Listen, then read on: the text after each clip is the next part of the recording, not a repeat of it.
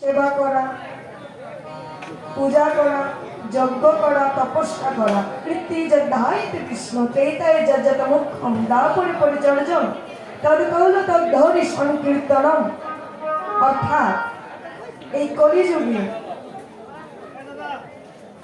শুধু মধুমাখা কৃষ্ণ নাম করে তুমি উদ্ধার হতে পারবে।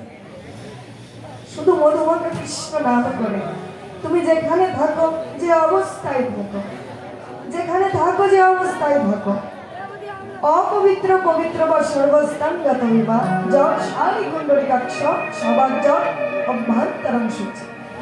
তুমি শুচি থাকো, অশুচি থাকো, সুখে থাকো, দুঃখে থাকো, পবিত্র থাকো, অপবিত্র থাকো, তাতে কোনো দুঃখ নেই।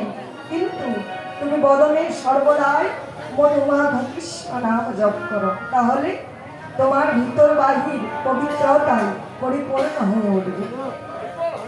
এমনই নামের মহিমা, এমনই নামের ক্রিয়া,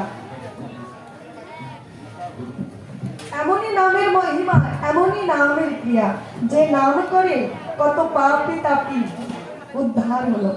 তার সাক্ষী জগাইমা ভাই বড় পাপী ছিল, সেও কিন্তু এই মধুর কৃষ্ণ নামে, হরি নামে উদ্ধার হলো। এখানে পদকর্ত লীলারা প্রান্তে দাঁড়িয়ে বলছে যে হে দয়াময়, এই বিশ্ব জগৎ সংসার মাঝে সবার ভাগ্যে হলো, সবার ভাগ্যে হলো, কিন্তু আমার ভাগ্যে হলো